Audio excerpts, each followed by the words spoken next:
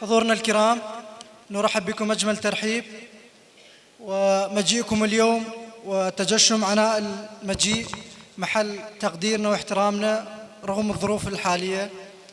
فإن شاء الله احنا اليوم برعاية المفوضية العليا المستقلة للانتخابات دائرة شؤون الأحزاب والتنظيمات السياسية نبدأ مؤتمرنا اليوم، المؤتمر التأسيسي لحزب جبهة النضال الديمقراطي، وتحت شعار نحو التعايش السلمي المشترك بين كافة مكونات الشعب العراقي. مرة ثانية نرحب بكم أجمل ترحيب وشكرا. بناوی دەستەی ئامادەکاری کۆنگرەی دامەزراندنی بەرەی تێکۆشانی دیموکراسی بە خێراتنی هەموو لایەکەکەین.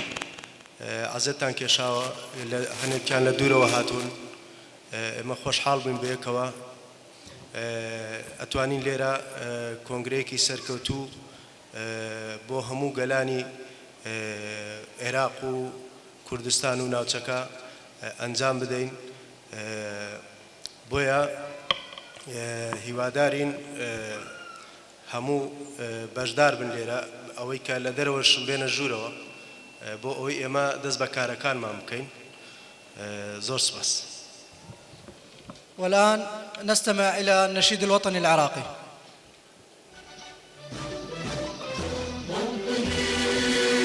موطني الجلال والجمال والسلام والبهاء في رضاه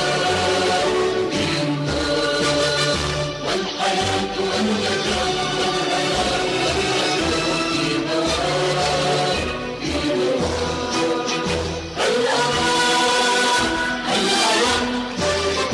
سالما منعما وغانما مكرما، سالما منعما وغانما مكرما،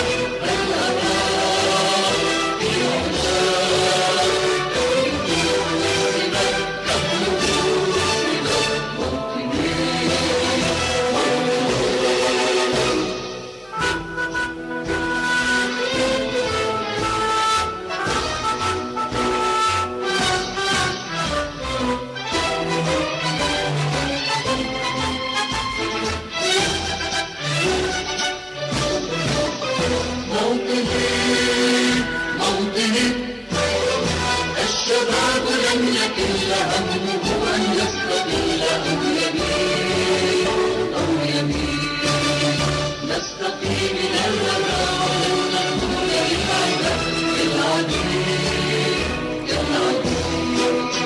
لا نريد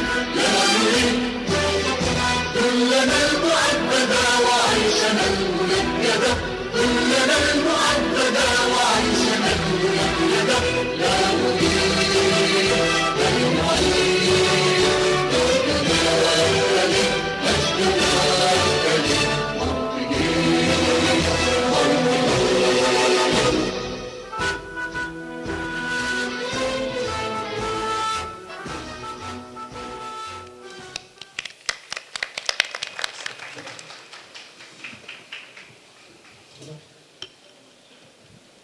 والآن ندعو السيد الأستاذ أسعد العبادي لقراءة التقرير السياسي، فليتفضل مشكورا.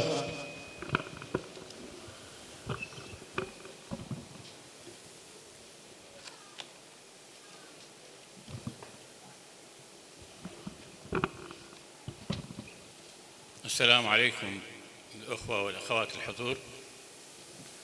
لا بد لي قبل قراءة التقرير السياسي من مقدمة بسيطة تلقي الضوء على الجهود المضنية التي بذلت في سبيل تحقيق هذا المؤتمر اليوم، وبهذا الحضور البهي الجميل الذي يمثل ألوان الطيف العراقي بجميع مكوناته الكريمة. هناك جهود استمرت لأكثر من 3 سنوات تكللت بالنجاح اليوم حتى ينعقد هذا المؤتمر. المؤتمر جاء ليس ردة فعل على ما حصل في العراق بعد التغيير التراجيدي عام 2003 وما تمخض عن هذا التغيير من عملية سياسية أعتقد يطول الشرح عندما أستعرض ما تعرض له العراق العزيز على يد الأحزاب السياسية الحاكمة التي مع الأسف الشديد لم ترتقي إلى مستوى المسؤولية التي كنا نأمل، وأن تتحقق آمال الشعب الذي كان يتطلع إلى نظام ديمقراطي اتحادي، كان يتطلع إلى نظام يتم تداول السلطة فيه سلمياً، وتتحقق إرادة المواطن في اختيار ممثليه.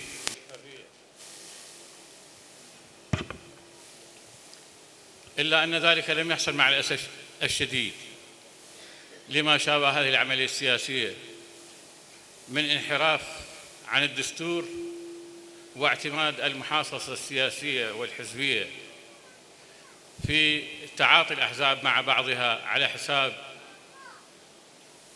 مصالح الشعب. ينعقد هذا المؤتمر كفعل وليس ردة فعل كما قلت على ما شابه العملية السياسية من أخطاء فادحة أدت إلى فقدان ثروات، ومع الأسف الشديد كنا نأمل أن تتحقق أهداف كبيرة كالضمان الاجتماعي والضمان الصحي والتعليم العالي والتربية والتعليم والبنى التحتية والعدالة الاجتماعية والمساواة، إلا أن ذلك لم يحصل مع الأسف الشديد. انهمكت الأحزاب في تقاسم الثروات على حساب مصالحكم ومصالح أجيالنا القادمة. التقرير السياسي الذي سأقرأه الآن يتضمن الكثير من الحلول ويفسر لماذا انبثقت جبهة النضال الديمقراطي. نحن مقبلين على فترة من العمل الجاد والدؤوب، من العمل النضالي الذي يهدف إلى تقويم العملية السياسية، وأن نقدم النموذج الذي يرتقي بتجربتنا إلى أن تكون نموذجاً يقتدى إن شاء الله.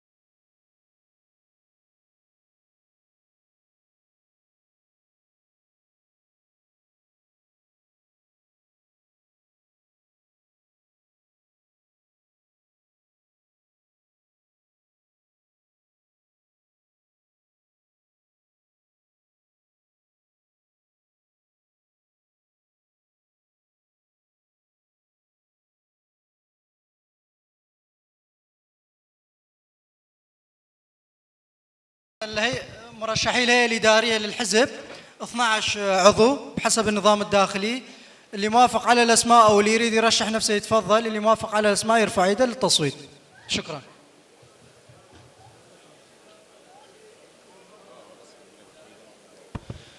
خلاص مبروك. شكرا.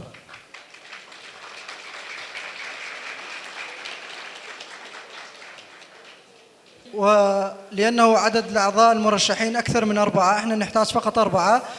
نختار 4 أعضاء من أعلى أصوات هم الفائزين. نحن في جبهة النضال الديمقراطي أخذنا التنوع أو التعدد كمصدر قوة لنا، وشعارنا قوتنا في التعدد والتنوع وثقافة تقبل الآخر. نحاول ونسعى أنه العراق كدولة وكنظام سياسي نقدم البديل لتكون ثروات هذا الشعب ملك للشعب وليس للسلطة الحاكمة، لنكون مثالا أو نكون قدوة للآخرين في الديمقراطية والتعايش السلمي. نحن في جبهة النضال الديمقراطي أخذنا التنوع أو التعدد كمصدر قوة لنا، وشعارنا قوتنا في التعدد والتنوع وثقافة تقبل الآخر. نحاول ونسعى أنه العراق كدولة وكنظام سياسي نقدم البديل لتكون ثروات هذا الشعب ملك للشعب وليس للسلطة الحاكمة، لنكون مثالا أو نكون قدوة للآخرين في الديمقراطية والتعايش السلمي. ومرة أخرى في الختام أحب أشكر أعضاء دائرة الأحزاب والتنظيمات السياسية وبالذات مكتب كركوك اللي حضروا اليوم كانوا في رعاية هذا المؤتمر، نشكرهم جزيل الشكر. وفي الختام نشكر جميع الحاضرين فردا فردا